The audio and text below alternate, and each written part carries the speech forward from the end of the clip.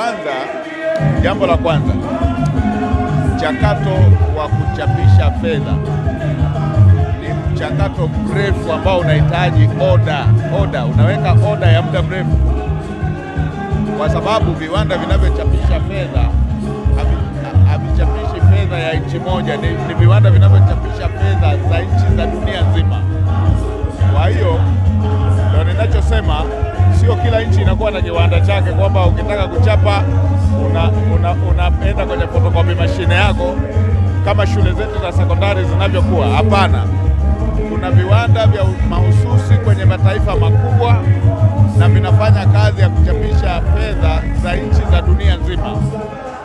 Kwa maana hiyo, ukitaka kuchapisha fedha inabidi uweke oda, alafu mchakato wake wa kuendelea kuchagua ni kipi kitachapisha ni mchakato wa international tendering ambao dunia nzima inafuatilia. Alafu baada ya hapo unaenda kwenye utaratibu wa manunuzi ya international.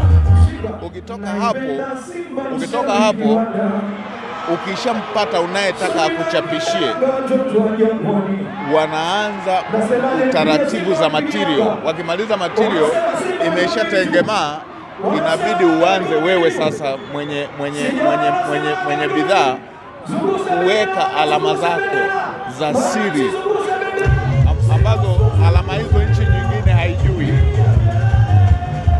mpaka uhakiki. Baada ya hapo mpaka uende kwenye watia sahihi, ni kipindi kisichopungua miaka miwili. Kwa hiyo ndio hicho nilichokuwa nasema, hauwezi ukaanza uchaguzi alafu ukaishiwa alafu ukaweza kuchapisha noti. Hauwezi, kwa sababu mchakato wa kuchapa noti haupungui miaka miwili. Kwa hiyo hilo ndio nilisema tu kwanza la mchakato. La pili, nchi inachapishaga fedha za dharura ikiwa iko kwenye vita.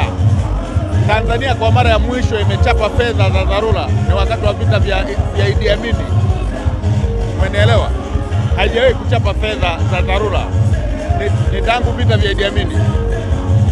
Sasa nchi inachapa fedha kama makusanyo yameisha, hamna makusanyo, halafu na vijana wako vitani, ndio unachapa fedha. Ndio maana mara ya mwisho tumechapa fedha za dharura ni wakati wa vita vya Idi Amin.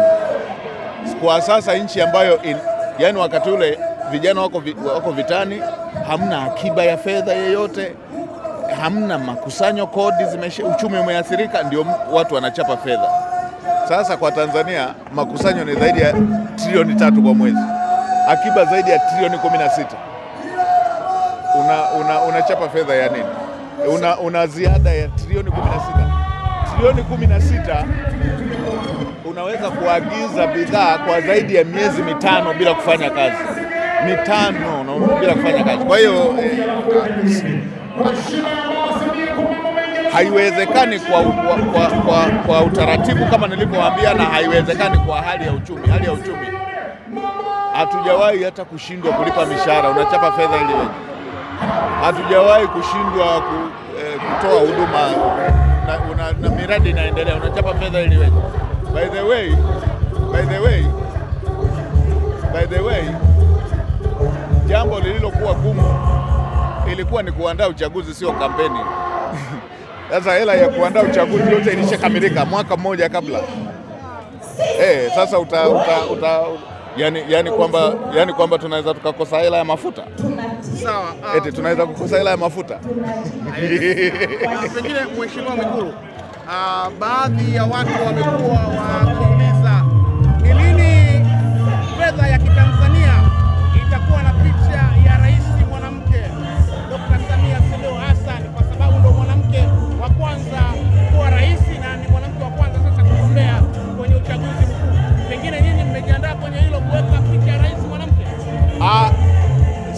Sisi tulitamani kama wewe unavyotamani, lakini kama unavyojua mama yetu hapendi sifa hizi. Umeshaona, sio mtu wa sifa, yeye ni mtu wa kazi. Hapendi sifa binafsi hivi. Inaitwaga nini nyie vijana? Vijana wanasema anachapa kazi wala hata haringi. Kwa hiyo labda wa Tanzania kama wewe hivi waendelee zaidi kuona kwamba kuna haja hiyo, lakini yeye alisema acha watu waone kazi. Yeah. Kwa hiyo hamtamani kuona hilo kwamba kutakuwa na hiyo picha ya rais kwenye fedha? Nimekuambia mimi na wewe na sisi tulikuwa tunatamani kama wewe unavyotamani, ila yeye alisema acha watu waone kazi. Yeye kiu yake ilikuwa yeye kuwa kwenye noti, kiu yake ilikuwa watu waondokane na shida zinazowakabili.